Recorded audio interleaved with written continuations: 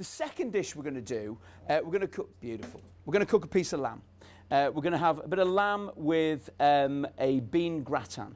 And this time we're going to use the best beer in the world. We're going to use a little bit of Old Tom, which is a great, great, strong flavour. The lamb, of course, is going to have that big intensity, beautiful Welsh lamb. So that will take a big, yeasty, hearty flavour, which is where the Tom comes in. So what we've got, we're using rump of lamb. Rump is one of my favourite cuts. One of yours, Christian? Oh, absolutely. So what you get with rump, as with all good rumps, you get a nice little bit of fat on it. It's tasty. It's good to manipulate. It's a really good flavour. And when you've got nice butcher like this, we've got a nice kind of little angle on the lamb. You've got some good fat content in there, which will give us plenty of flavour. And again, coming back to what we said before about what we were doing with the fish, we're going to do exactly the same with the lamb. We're going to oil the lamb rather than oiling the pan. So when it starts to cook, what we get is the smell and the flavour of lamb cooking rather than the smell of oil burning. So we rub plenty of oil into there. And again, a nice bit of seasoning goes onto this, lots of salt, lots of pepper. And we're looking to render down this fat. Now, because this is a demo, this will be undercooked. Because fundamentally what we do is we will seal this on all sides, and then you put it in the oven for about 8 minutes or so. So it's nice and kind of pink in the middle. But because I want to sort of do this in as real time as possible, we'll seal this. It'll probably go in the oven for 2 or 3 minutes, and you'll see the effect of it. You'll see how beautiful it looks. But it will definitely need like a couple more minutes. Okay, so with it, we're going to do a bean gratin. And I think one of the good things about doing something like this is that it's a very, very simple thing to do, but it's really tasty. Because again, I like to kind of build flavours. So what you get is, now we're doing something that complements the lamb. The lamb is sweet, so we're going to have something that has that level of sweetness with it, with the beans. And then we'll cut through that with a little bit of the Old Tom as well. So the first thing we do, same as we did with our salsa before, we're just going to have a little bit of onion. But this time, we're just going to slice it. Okay? So we've got some different shapes going on. Because what we've got, the beans are kind of quite big, quite hearty. So what we want is to make sure that this has some good texture with it as well. So, again, this time, we're going to have oil in the pan. Because we don't mind about the flavour of that oil coming through everything else. There's lots of flavours going on in there. A little bit of oil goes in. Now, what I would do in real time, I would actually put the heat right the way down on this. One of the things that we always tend to do with onions as human beings is we tend to always cook them a little bit too quickly. You know, so we'll have a hot pan, we'll fry them, we'll get some colour on them, then we carry on cooking. If you turn it right the way down and let them caramelise, there's so much natural sweetness in an onion that it will do wonders for your cooking, okay?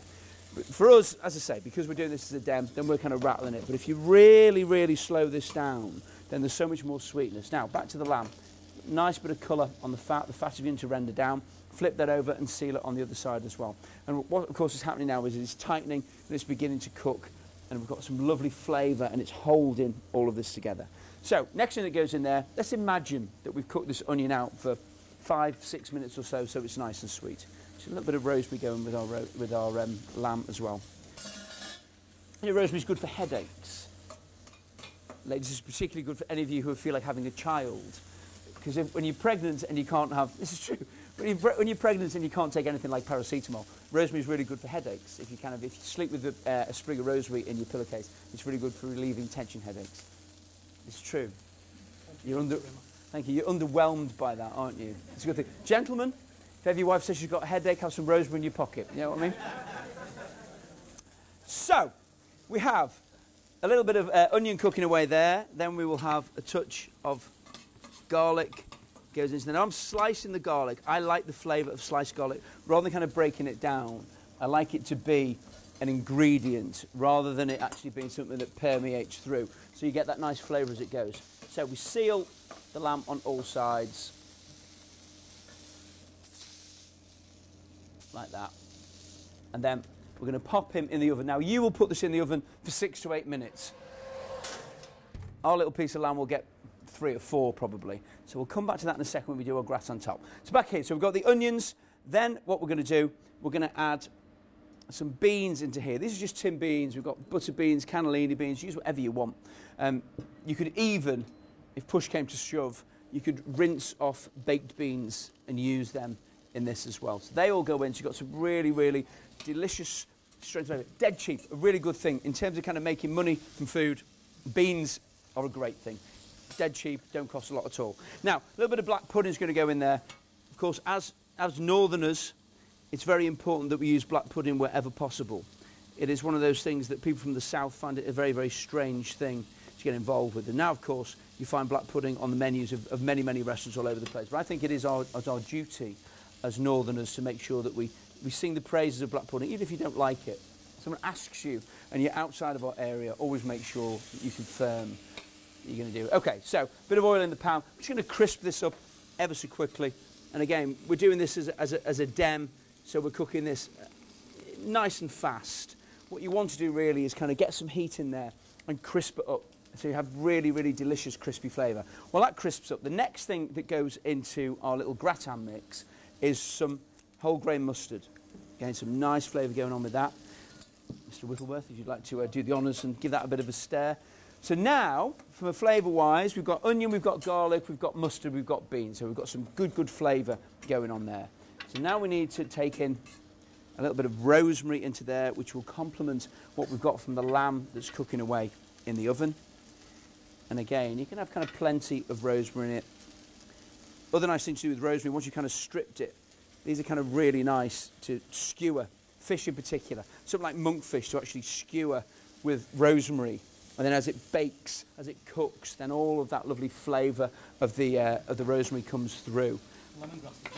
Lemongrass, exactly, yeah. Same kind of thing, just really, really nice flavour.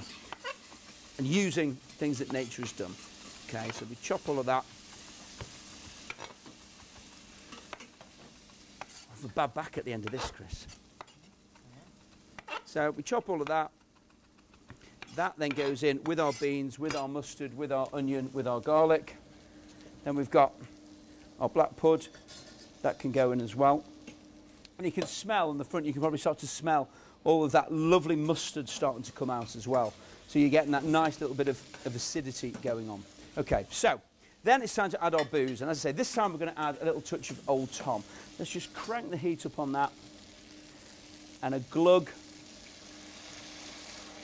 Tom goes in. So now we're getting, if you haven't tasted Old Tom for a while, that really intense, deep, yeasty flavour.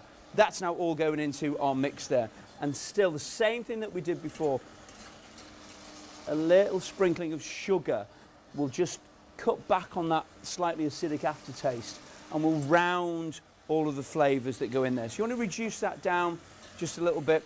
So you're starting to kind of make it into slightly syrupy, but all that flavour goes into the beans. And then we add a good glug of creme fraiche.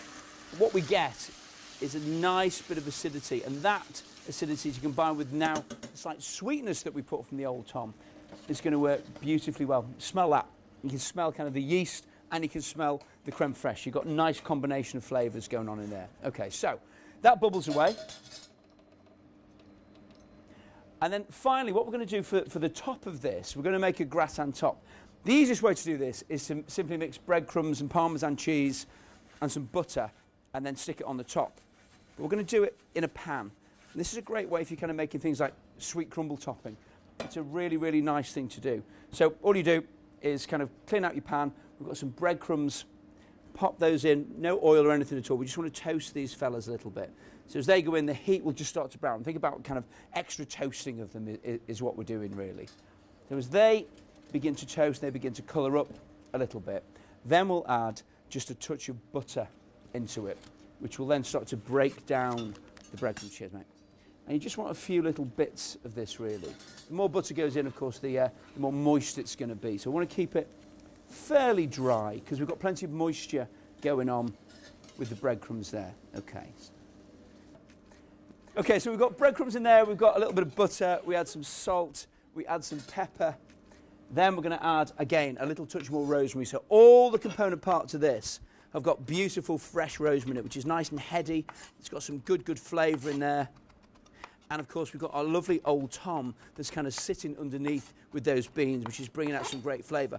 Other kind of things I reckon, and Chris said there's some fantastic entries that have come in for the competition already. So you've got another week to go. So do kind of get you guys involved with it. I actually think that Old Tom we used in a sticky toffee pudding at the restaurant a while ago, and it was magnificent.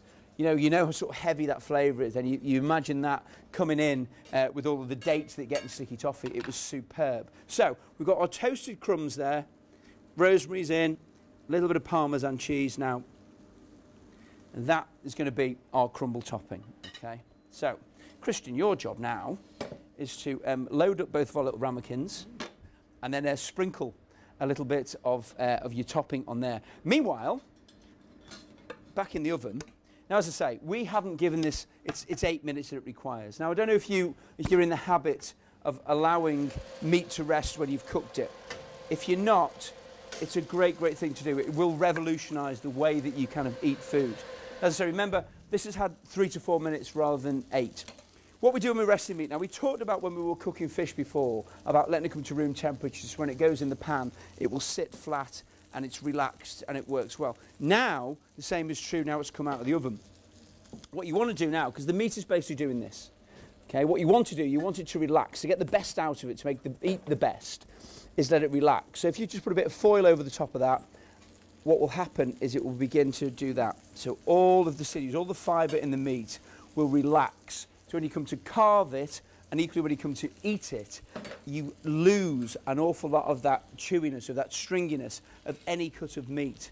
And it will be absolutely delicious. It will absolutely change the way that you do it. It seems a weird thing to do if you're not in the habit of doing it, but it does make such a difference. And I would say this is going to be very, very raw because we've only given it a few minutes. So what we do is simply carve the meat. Nice lamb, Christian. Very nice lamb. So you can see we're very pink in the middle. This has had 3 minutes. Imagine that we've got this kind of, this will give it 6, 8 minutes, and you're going to get it through to that nice kind of pink quality there. All right, so to serve this one, this is just, again, a massively, massively simple presentation. We're not kind of prattling around with it at all today. We have a little bit of rosemary for our bed to sit our lamb on. We sit our delicious little piece of gratin. All of the lamb sits on top, and then finally just a little sprinkling of rosemary. So just to recap, we started off with our sea bass with potato rosti and our Veltins inspired cherry tomato salsa, finishing with the lamb rump with the Old Tom and bean gratin. Thank you very much. Thank you.